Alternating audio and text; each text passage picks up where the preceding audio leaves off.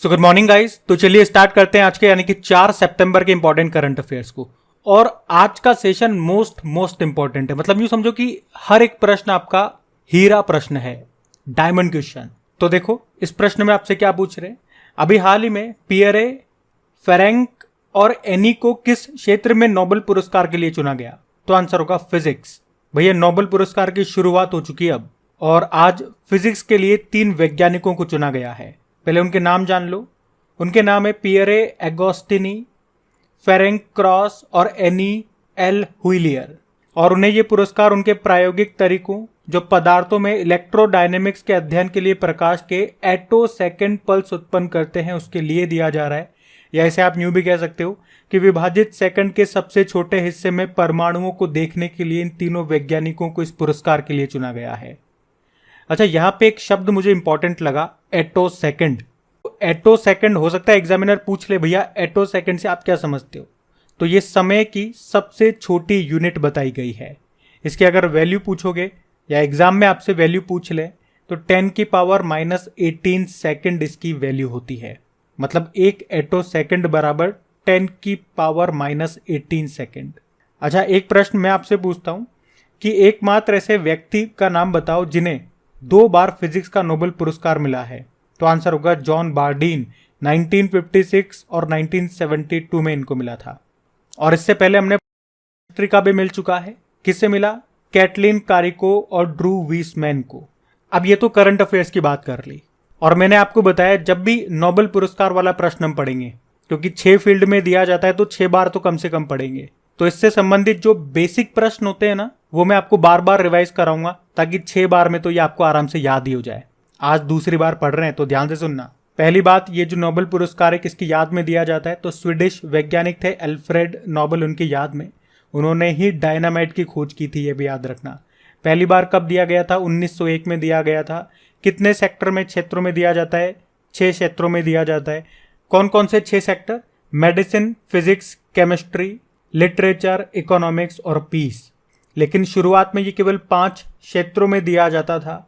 Economics का Nobel पुरस्कार 1968 में स्थापित किया गया था, लेकिन पहली बार यह दिया गया था 1969 में।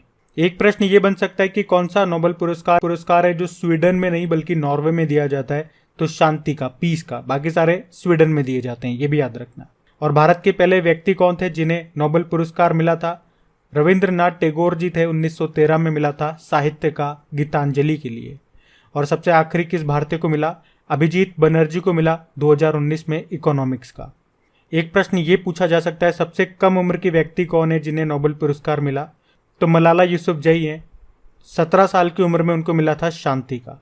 और अगर उल्टा पूछ ले सबसे उम्र दराज कौन है, और ये प्रश्न इसलिए भी इंपॉर्टेंट है क्योंकि ये करंट अफेयर्स का प्रश्न भी है, तो सबसे उम्र दराज व्यक्ति हैं जॉन बी गुडएनफ। जब ये 97 उम्र के थे तब इनको मिला था। किसका? केमिस्ट्री का मिला था इनको। और मैंने क्यों कहा ये करंट अफेयर्स का प्रश्न भी है, क्योंकि अभी हाल ही में इनका निधन हो गया। इन्हें father of lithium ion battery कहा जाता था, ये भी ध्यान रखना। और ये जितने भी 6 फील्ड में पुरस्कार की अभी घोषणा की जा रही है, इनको पुरस्कार मिलेगा कब? 10 दिसंबर को मिलेगा। 10 दिसंबर को अल्फ्रेड नोबेल की पुण्यतिथि होती है। तो ये सारे जो मैंने सेलेक्ट किए हुए हैं बेसिक क्वेश्चन, ये सारे इंपॉर्टेंट है। फालतू क्वेश्चन एक भी नहीं करा रहा हूं मैं आपको। चलो फिर बताओ, 19वें एशियन गेम्स में अनु रानी ने गोल्ड जीता है, उनका संबंध किस खेल से है? तो आंसर होगा भाला फेंक। तो एशियन गेम्स 2023। हमेशा की तरह इसके भी कुछ बेसिक प्रश्न मैं आपको बताऊंगा। अब ये आपको याद हो चुके होंगे, लेकिन फिर भी मैं आपको बताऊंगा क्योंकि बताने से ही तो याद हुए हैं। तो एशियन गेम्स 2023 इस बार इसका 19वां संस्करण है। 23 सितंबर से 8 अक्टूबर तक चल रहा है। कौन होस्ट कर रहा है? चाइना के हांगजाओ में हो रहे हैं। और इसमें जो भारतीय टीम गई है उसको स्पॉन्सर कर रहा है अमूल। और इसमें उद्घाटन समारोह में जो भारतीय ध्वजवाहक हैं वो 2 खिलाड़ी हैं, हरमनप्रीत सिंह जो कि मेंस हॉकी टीम के कप्तान है, और लवलीना बोरगोहेन जो कि बॉक्सर है। प्रश्न की बात करें तो अभी इसमें 10वें दिन भारत ने 2 गोल्ड जीते हैं। दोनों में आपको बताता हूँ। एक तो अन्नू रानी ने जीता है भाला फेंक में, जेवलिन थ्रो कहते हैं इसे, और एक पारुल चौधरी ने जीता है 5000 मीटर की रेस में। तो इस तरह से देखोगे तो आज हमारे पास टोटल 15 गोल्ड हो चुके हैं। चलो एक बार वो 15 के 15 गोल्ड भी मैं आपको रिवाइज करा दूं। सबसे पहला शूटिंग में आया था 10 meter air rifle team event में। दूसरा वुमेन्स क्रिकेट टीम लेकर के आई थी हमारी। किसको हराया था इन्होंने? श्रीलंका को, ये भी याद रखना। फिर घुड़सवारी में आया था, फिर लगभग सारे शूटिंग में आए, जैसे कि शूटिंग में 6th कॉर लेकर के आए 50 मीटर राइफल इवेंट में, फिर ये शूटिंग में आया वुमेन्स टीम इवेंट में, ये शूटिंग में आया मेंस टीम इवेंट में, शूटिंग में पलक गुलिया लेकर के आई। ये जो नाम है ना, ये जरूर याद रखना, क्योंकि इस तरह के प्रश्न आ रहे हैं एग्जाम में। नाम दे देंगे पलक गुलिया का संबंध किससे है, न्यू दे देंगे 6th कॉर, अभी इन्होंने एशियन गेम्स में गोल्ड जीता, इनका संबंध किससे है, तो शूटिंग से है। उसी तरह से रोहन बोपन्ना और ऋतुजा भोसले पूछ लेंगे इनका संबंध किससे है, अभी एशियन गेम्स में गोल्ड जीता, तो आंसर होगा टेनिस। अभी स्क्वैश टीम भी हमारी गोल्ड लेकर के आई। एक अविनाश साबले, ये पुरुषों की 3000 मीटर स्टेपल चेज में लेकर के आए गोल्ड। तजिंदर पाल सिंह ये शॉर्ट पुट इवेंट में गोल्ड लेकर के आए। शूटिंग ट्रैप टीम ने गोल्ड जीता, और बाकी आज 2 गोल्ड हमने पढ़ लिए, तो टोटल 15 गोल्ड हमारे पास हो गए। कुछ इससे बेसिक जानकारी हम लेते हैं, जैसे कि पहला एशियन गेम्स ये 1951 में खेला गया था नई दिल्ली में, लास्ट वाला 2018 में हुआ था इंडोनेशिया में, और 4-4 साल में होते हैं, 2022 में होना था, लेकिन अब ये 2023 में हो रहा है चाइना में, और अगला वाला 2026 में होगा कहाँ, जापान में। तो ये था आपका एशियन गेम्स आज तक, इसको ध्यान रखना। बढ़ते हैं आगे। अच्छा, ये भी मोस्ट इंपॉर्टेंट प्रश्न है कि अभी अक्टूबर 2023 में किसने 60वीं ईरानी ट्रॉफी 2023-24 को जीत लिया है, तो आंसर होगा शेष भारत ने। अब अगर डेली आप करंट अफेयर्स यहाँ पे पढ़ते होंगे तो आप लोग सोचेंगे कि यार अभी ईरानी ट्रॉफी तो हमने कुछ समय पहले ही पढ़ा था, शायद मार्च के महीने में, जिसमें हमने पढ़ा था कि शेष भारत ने उसे जीत लिया है मध्य प्रदेश को हरा करके। अगर आप ऐसा सोच रहे हो तो आप बिल्कुल सही सोच रहे हो, लेकिन वो 2022-23 वाला सेशन था जो 59 नंबर का था, जो अभी मार्च में खेला गया था। लेकिन जो अभी इस प्रश्न में हम लोग पढ़ रहे हैं, ये अभी 1 से लेकर 3 अक्टूबर 2023 तक खेला गया। और ये जो ईरानी कप है, या इसे ईरानी ट्रॉफी भी आप बोल सकते हो, ये 2023-24 वाला संस्करण है। कौन से नंबर का, 60वां संस्करण, और इसे भी जीत लिया है शेष भारत ने। तो इस तरह से आप देख सकते हो सबसे ज्यादा खिताब इसी के नाम है। कितने, 30 टाइटल ये जीत चुका है। अभी इसने किसे हराया, सौराष्ट्र को हराया है। और सबसे इंपॉर्टेंट बात, अभी ये कहाँ पे खेला गया, गुजरात में। गुजरात में राजकोट के सौराष्ट्र क्रिकेट एसोसिएशन स्टेडियम में।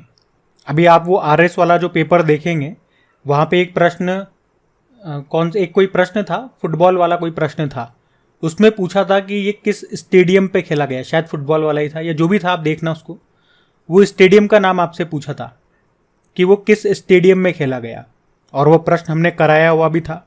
तो मतलब आप देख सकते हो प्रश्न कहीं से भी पूछ सकता है, तो आपको हर तरह से तैयार रहना है। और तैयार होने का क्या मतलब है यहाँ पे, कि आपको चीजों को बार बार रिपीट करना है। चीजों को बार बार आप पढ़ोगे तभी वो चीजें आपके माइंड में सेट होगी। आप चाचा चौधरी नहीं हो कि एक बार पढ़ोगे और सब याद हो जाएगा। कंप्यूटर से भी तेज दिमाग आपका नहीं है, तो चीजों को आपको बार बार पढ़ना ही पड़ेगा। इसीलिए हम इसकी करंट अफेयर्स की रिवीजन वाली क्लास बना रहे हैं, जहां पे हम प्रश्नों को बार बार रिपीट कर रहे हैं। भाई रिवीजन मतलब क्या होता है, एक बात आपको समझ में आनी चाहिए। रिवीजन मतलब होता है एक ही चीजों को बार बार पढ़ना। तो वहां पे आप मुझसे ये मत बोला करो ये प्रश्न तो अभी कुछ दिन पहले ही हमने पढ़ा था। अरे ये प्रश्न क्या, वहां पे हर प्रश्न हम पहले भी पढ़ चुके हैं जो आपकी डेली करंट अफेयर्स में। वहां तुम रिवीजन कर रहे ना, मैं आपको बता तो रहा हूं, वो रिवीजन वाली क्लास है मेरे भाई, तो वहां तो रिपीटेशन होना ही है। हो सकता है एक प्रश्न का 2 बार रिवीजन हो जाए कि 10 बार हो जाए। तो अगर आपको चीजें याद नहीं रहती, अगर आपकी ये समस्या है कि करंट अफेयर्स को मैं कैसे याद रखूं, तो आपके लिए एक दवाई है, आपके लिए एक जड़ी बूटी है, वो रिवीजन वाली क्लास। उससे ज्यादा, उससे बेहतर आपको कहीं कुछ नहीं मिलेगा। तो जाकर के उसको देखो। बार बार मुझसे बोलने से कुछ नहीं होगा कि मुझे याद नहीं होता, मैं कैसे याद रखूं, मैं क्या करूं। मैं भी कितनी बार बोलूंगा। तो चलो प्रश्न पे आते हैं। याद रखना, इस बार की ईरानी ट्रॉफी जो 60वें नंबर की थी, इसको शेष भारत ने जीत लिया। किससे हराया, सौराष्ट्र को हराया। सौराष्ट्र को हराया। कहाँ पे खेला गया, गुजरात में सौराष्ट्र क्रिकेट एसोसिएशन स्टेडियम में खेला गया। इसमें शेष भारत के कप्तान थे हनुमा विहारी और सौराष्ट्र टीम के कप्तान थे जयदेव उनादकट। तो ईरानी ट्रॉफी ये एक फर्स्ट क्लास क्रिकेट टूर्नामेंट है। इसका आयोजन कौन करता है, बीसीसीआई। और बीसीसीआई का भी टाइटल स्पॉन्सर कौन बना था, आईडीएफसी फर्स्ट बैंक। तो ईरानी ट्रॉफी या ईरानी कप ये है क्या, तो ये मौजूदा रणजी ट्रॉफी चैंपियन और शेष भारत टीम के बीच में खेला जाता है ये टूर्नामेंट। और आपको बताया भाई रणजी ट्रॉफी किसने जीती थी, सौराष्ट्र ने ही जीती थी। तो देख लो ना, सौराष्ट्र और शेष भारत के बीच में ये टूर्नामेंट हुआ। चलो इस साल जितनी भी क्रिकेट से संबंधित ट्रॉफीज हुई है वो सारी मैं आपको रिवाइज कर रहा हूँ। एक तो देवधर ट्रॉफी अभी हुई थी, इसको साउथ जोन ने जीता था ईस्ट जोन को हरा करके। एक दलीप ट्रॉफी हुई थी, अभी इसको साउथ जोन ने ही जीता था वेस्ट जोन को हरा करके। कंफ्यूज मत हो जाना एग्जाम में, डेफिनेटली यहाँ पे आप कंफ्यूज हो सकते हो।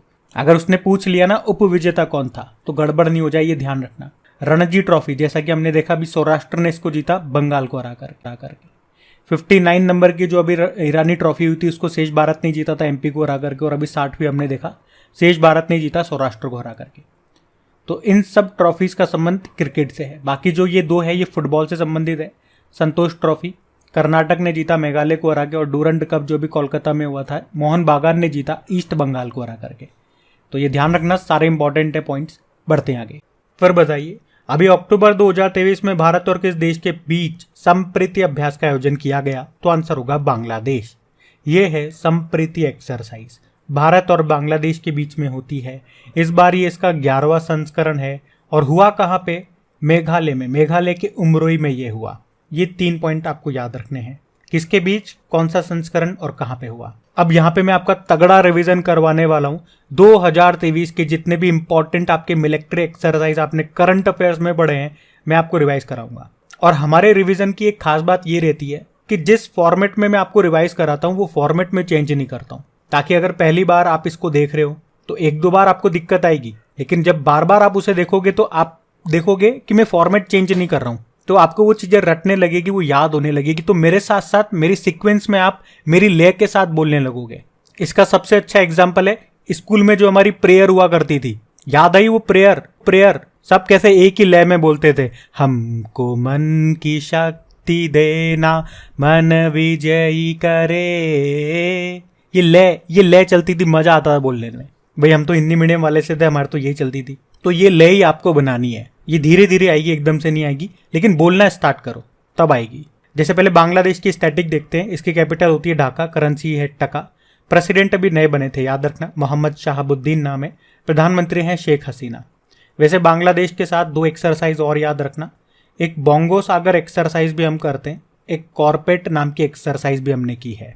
तो एक आपको याद है ब्राइट स्टार एक्सरसाइज हमने किया था मिस्र में, पहली बार भारत ने इसमें हिस्सा लिया था। एक ऑस इंडेक्स एक्सरसाइज हुआ था भारत और ऑस्ट्रेलिया के बीच में, कहाँ पे? सिडनी में।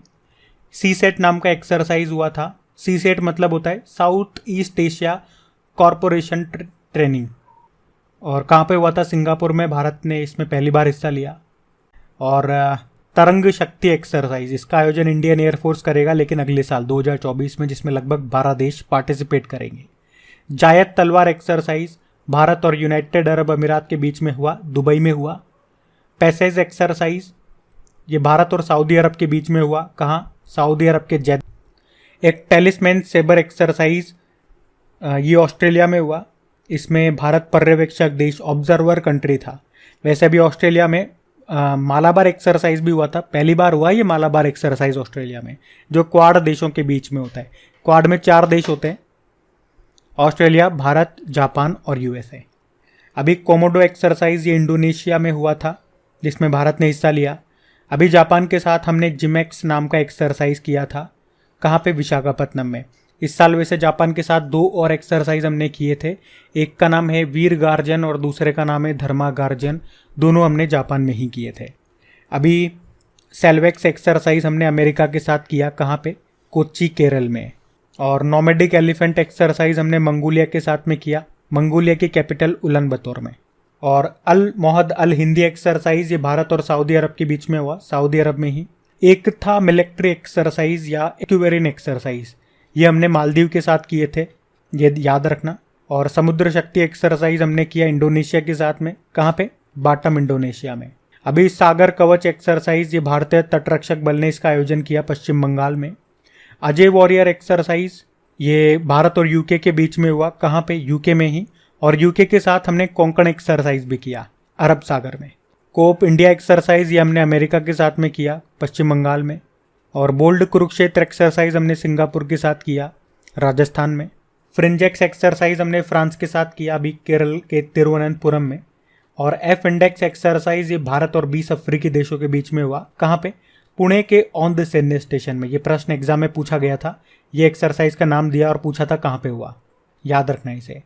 डस्टलिक एक्सरसाइज भारत और उज्बेकिस्तान के बीच में हुआ, कहाँ पे? उत्तराखंड के पिथौरागढ़ में। और अभी हमने मिस्र के साथ पहली बार एक एक्सरसाइज किया जिसका नाम है साइक्लोन 1, कहाँ पे? राजस्थान में। और अभी युद्ध अभ्यास नाम का एक्सरसाइज हमने अमेरिका के साथ किया, अमेरिका के अलास्का में। तो ये 2023 के मोस्ट इंपॉर्टेंट मैंने मिलिट्री एक्सरसाइज आपको रिवाइज करा है, और जो भी नए नए अपडेट होते जाएंगे मैं नीचे जोड़ता हुआ जाऊंगा, पीछे कोई चेंज नहीं होगा। तो जैसा कि मैंने आपको स्टार्टिंग में कहा था, मेरे साथ बोलना धीरे धीरे स्टार्ट करो, लय बनाना चालू करो। अंग्रेजी में बोलोगे तो जैसे कहेंगे ना, मेरे साथ फ्रीक्वेंसी बनाना स्टार्ट करो। ट्यूनिंग आपकी मैच करेगी तो मजा आएगा आपको भी पढ़ने में। तो जब भी पॉइंट्स का मैं आपको रिवीजन कर रहा हूँ, मेरे साथ साथ बोला करो, क्योंकि हर बार वही पॉइंट मैं रिपीट करता हूँ, कुछ नया नहीं बोलता। मेरे साथ जो मेहनत कर लेगा वो आगे बढ़ जाएगा, बाकी तो फिर ये वीडियो देखना या पिक्चर देखना लगभग सेम ही बात है। मेहनत आपको भी करनी पड़ेगी मेरे दोस्त। अभी बढ़ते हैं आगे। और हाँ, अगर वीडियो को अभी तक आपने लाइक नहीं किया तो प्लीज़ एक लाइक ज़रूर कर देना, थम्स अप। आप लोग भूल जाते हो, यहाँ नीचे होता है लाइक का बटन, जैसे ही दबाओगे वो नीला हो जाएगा। और दोस्तों के साथ में शेयर भी कर देना। अभी बढ़ते, चलिए फिर बताइए कि बॉर्डर रोड ऑर्गेनाइजेशन के नए चीफ कौन बन गए। मोस्ट इंपॉर्टेंट क्वेश्चन मार्क करना है इसे। आंसर होगा रघु श्रीनिवासन। तो बॉर्डर रोड ऑर्गेनाइजेशन के नए डायरेक्टर जनरल बन गए ये लेफ्टिनेंट जनरल रघु श्रीनिवासन। और कौन से नंबर के बने, तो 28वें नंबर के बने। किनका स्थान लिया, राजीव चौधरी का। अच्छा, 28वें नंबर से एक करंट अफेयर्स का प्रश्न मैं आपको लिंक करा के याद कराता हूं। अभी 28वें नंबर के हमारे कंट्रोलर जनरल ऑफ अकाउंट्स, महालेखा नियंत्रक बने थे, वो भी 28वें नंबर के थे, इसलिए जानबूझ करके ऑप्शन में मैंने उनका नाम लिखा है। उनका नाम है एस दुबे। बाकी national highways authority of India के अध्यक्ष बने संतोष कुमार यादव, और food safety and standard authority of India के सीईओ बने कंजी कमलावी राव। वैसे बॉर्डर रोड ऑर्गेनाइजेशन, इसकी स्थापना होती है 1960 में, नई दिल्ली में मुख्यालय है।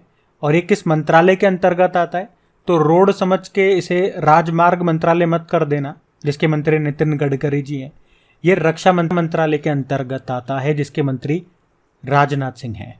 और एक और करंट अफेयर्स का प्रश्न यहाँ से मैं आपको बताऊं, तो अभी बॉर्डर रोड ऑर्गेनाइजेशन ये विश्व का सबसे ऊंचा लड़ाकू हवाई क्षेत्र बनाएगा। कहाँ पे, लद्दाख में, लद्दाख के न्योमा क्षेत्र में। तो ध्यान रखना ये पॉइंट्स। बढ़ते हैं आगे। चलो फिर बताओ, अभी हाल ही में नौसेना के उप प्रमुख कौन बन गए, तो आंसर होगा तरुण सोबती। तो वाइस एडमिरल तरुण सोबती ये अभी भारतीय नौसेना में उप प्रमुख बन गए हैं। किसका स्थान लिया उन्होंने, संजय महेंद्रू का। और वैसे आप जानते हो हमारे नेवल चीफ कौन है, आर हरि कुमार है। और नेवल डे हम कब मनाते हैं, 4 दिसंबर को मनाते हैं। अच्छा, एक प्रश्न मैं आपसे पूछ रहा हूं कि इस बार का जो नौसेना दिवस है वो हम कहाँ पे मनाएंगे।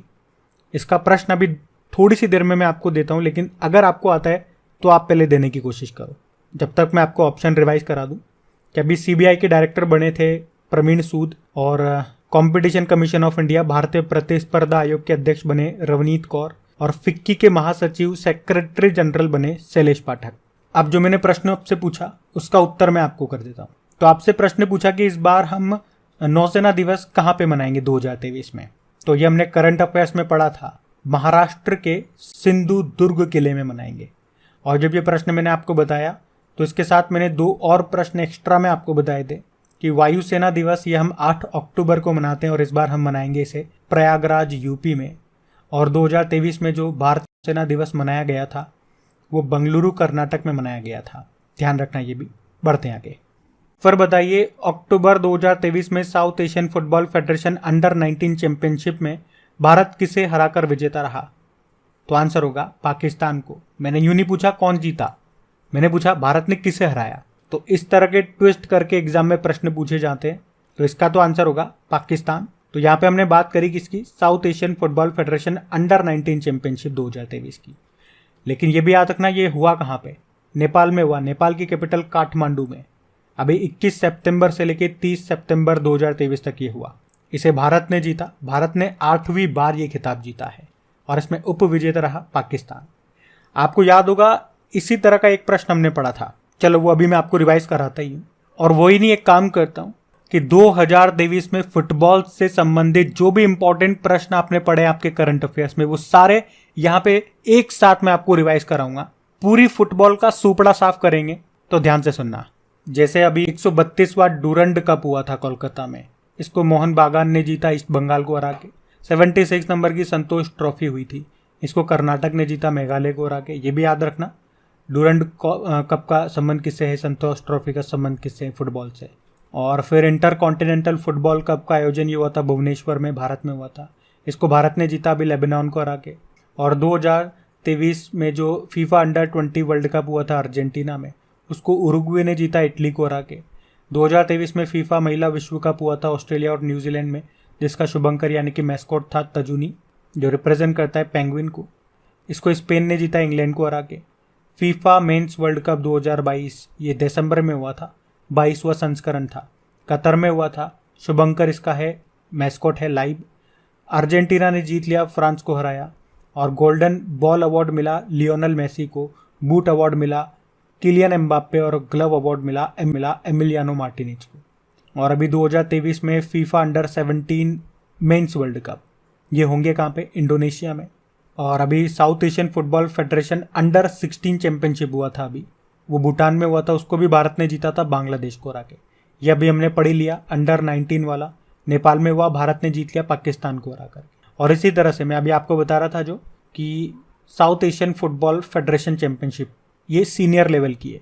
ये तो ऊपर वाली तो अंडर 19 और वो अंडर 16 है, लेकिन ये सीनियर वाली है। ये बंगलुरु में हुई थी, अभी इसको भारत ने जीता था कुवैत को हरा करके। अच्छा, यहाँ पे फुटबॉल से संबंधित कुछ कप एंड ट्रॉफीज भी मैं आपको रिवाइज कर रहा हूँ।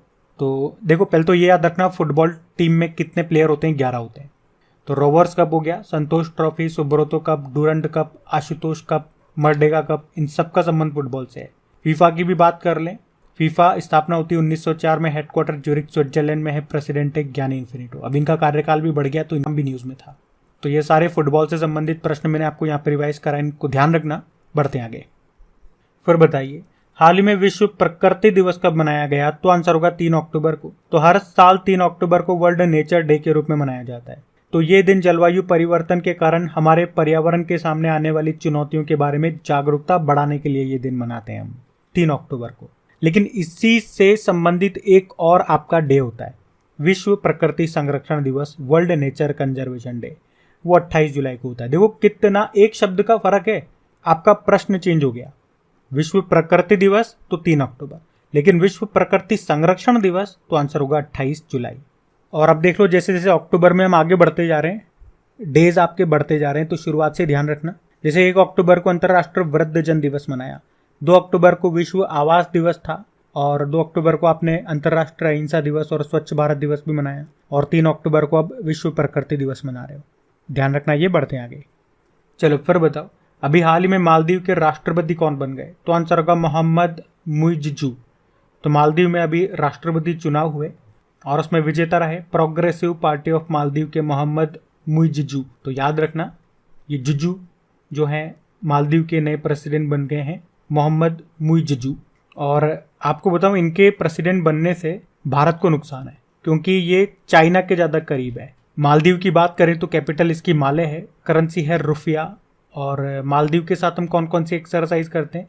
अभी एक्यूवेरियन एक्सरसाइज किया था और एकता एक्सरसाइज भी हमने किया था। वैसे अभी सिंगापुर के प्रेसिडेंट बने थे थर्मन षणमुगरत्नम, जिम्बाब्वे के दूसरी बार प्रेसिडेंट बने एमरसन मंगांगवा, और थाईलैंड के प्रधानमंत्री बने श्रेथा थाविसिन। तो ये नाम न्यूज़ में थे, ध्यान रखना। बढ़ते आगे। फिर बताओ, विश्व अंतरिक्ष सप्ताह ये कब से कब तक मनाया गया? तो आंसर होगा 4 से लेकर 10 अक्टूबर। तो विश्व अंतरिक्ष सप्ताह, वर्ल्ड स्पेस वीक, ये हर साल 4 से लेकर 10 अक्टूबर तक विज्ञान और प्रौद्योगिकी, साइंस एंड टेक्नोलॉजी और मानव स्थिति की बेहतरी की दिशा में उनके योगदान के लिए ये दिन मनाया जाता है। इस बार की थीम है अंतरिक्ष और उद्यमिता, स्पेस एंड एंटरप्रेन्योरशिप। और इसी तरह आपको एक डे याद होगा, international day of human space flight, ये हम 12 अप्रैल को मनाते हैं। और अब तो हमने राष्ट्रीय अंतरिक्ष दिवस भी मनाना शुरू कर दिया। कब मनाया? याद रखना, प्रश्न पूछेंगे एग्जाम में। और ये जब भी मैं आपको करंट अफेयर्स की क्लास में मेरे मुंह से जब भी आप सुन लो ना, ये प्रश्न इंपॉर्टेंट है, ये पूछेंगे आपसे, तो उसको तो आप डबल स्टार मार्क कर लेना। अभी आपको याद होगा कुछ समय पहले 78 नंबर की यूनाइटेड नेशन जनरल असेंबली के जो अध्यक्ष बने थे डेनिस फ्रांसिस, वो किस देश के हैं? त्रिनिदाद और टोबैगो। ये प्रश्न मैंने आपको बोला था कि ये पूछेंगे आपसे, देखना किसी न किसी एग्जाम में। और अभी ये RS के एग्जाम में पूछा गया सेम प्रश्न। अच्छा, यहाँ पे हमने पूछा कि 23 अगस्त को हम ये राष्ट्रीय अंतरिक्ष दिवस मना रहे हैं। 23 को ही क्यों? क्योंकि हमारा जो अभी चंद्रयान 3 गया था, वो चांद के साउथ पोल पे सफल लैंडिंग किया था उसने 23 अगस्त को ही, इसीलिए 23 अगस्त को। और आप यूँ बताओ, जिस जगह उसने लैंड किया था, उस पॉइंट को, उस जगह को हमने क्या नाम दिया है? ये मेरा आपसे होमवर्क प्रश्न है। और ये हमने डे जो है इंटरनेशनल स्पेस फ्लाइट डे, ये हम 12 अप्रैल को ही क्यों मनाते हैं? इसका आंसर मैंने बताया आपको कि 12 अप्रैल 1961 को जो यूएसएसआर के यूरी गागरिन हुआ करते थे, वो वोस्टॉक 1 अंतरिक्ष यान से अंतरिक्ष में जाने वाले पहले व्यक्ति बने थे। और पहली महिला कौन बनी थी? वेलेंटिना टेरेस्कोवा बनी थी। ये भी ध्यान रखना नाम। तो गाइज ये था आज का आपका करंट अफेयर्स का सेशन। कैसा लगा आपको आज का सेशन? और हाँ, आप में से वो स्टूडेंट मुझे ज़रूर कमेंट करना जो आज के इस वीडियो को वेरी फर्स्ट टाइम देख रहे हैं, या यूं कहूँ कि क्रिक एग्जाम चैनल पे आप फर्स्ट टाइम करंट अफेयर्स देख रहे हैं। तो कैसा लगा आपको मेरी मेहनत, कैसा लगा प्रयास, ये ज़रूर बताना, ताकि मुझे भी थोड़ा सा जानकारी मिले कि कौन कौन स्टूडेंट हैं जो वीडियो को पहली बार देख रहे हैं। इससे मुझे भी अच्छा लगेगा कि हाँ, जो मैं मेहनत कर रहा हूँ, रात दिन आपके लिए लगा हुआ हूँ, तो नए स्टूडेंट हमारे साथ जुड़ रहे हैं, आप लोग अपने दोस्तों को शेयर कर रहे हैं, तो वो हमारे साथ जुड़ रहे हैं। तो इससे मेरे अंदर और ज़्यादा ऊर्जा आएगी और मैं और ज़्यादा वर्क कर पाऊंगा। बाकी चलो अभी कल के करंट अफेयर्स का भी मैं आपको क्विक रिवीजन करवा दूं। तो पहला प्रश्न पूछा था कि कैटलिन कारिको ड्रू विसमैन ने किस क्षेत्र में नोबेल पुरस्कार जीता? तो आंसर होगा मेडिसिन। और 19वीं एशियाई खेलों में अविनाश साबले ने स्वर्ण पदक जीता, उनका सम्मान किससे है? Steeple chase. और 1 अक्टूबर 2023 से सरकार ने सट्टेबाजी, ऑनलाइन गेमिंग, घुड़सवारी और लॉटरी पर कितने प्रतिशत जीएसटी लगाया? 28%। और नारी शक्ति वंदन अधिनियम कौन सा संविधान संशोधन बन गया? 106। भारत किस स्थान पर पहली बार पाटा ट्रेवल मार्ट 2023 की मेजबानी कर रहा है? नई दिल्ली। राष्ट्रीय औषधीय शिक्षा और अनुसंधान संस्थान नाइपर का उद्घाटन कहाँ किया गया? गांधीनगर, गुजरात। अंतर्राष्ट्रीय अनुवाद दिवस कब मनाया गया? 30 सितंबर। अंतर्राष्ट्रीय T20 में 300 रनों का आंकड़ा पार करने वाली दुनिया की पहली टीम बन गई नेपाल। सीबीडीटी के अध्यक्ष कौन है जिनका कार्यकाल बढ़ा दिया? नितिन गुप्ता। और यूपीएससी के सदस्य भी कौन बन गए? तो डॉक्टर दिनेश दास बन गए। और एक बार फिर मैं आपको याद दिला दूं, वीडियो अभी भी किसी ने लाइक नहीं किया तो अब तो भैया सेशन खत्म हो गया, लाइक कर दो यार। और वीडियो पसंद आया तो इसे आग की तरह फैला दो, धुएं की तरह उड़ा दो अपने सब दोस्तों में, अपने सब स्टडी ग्रुप में। कल का होमवर्क प्रश्न देखते हैं और सेशन एंड करते हैं। तो कल का प्रश्न आपसे पूछा गया था, the book of Bihari literature, इसको किसने लिखा? अभय के ने।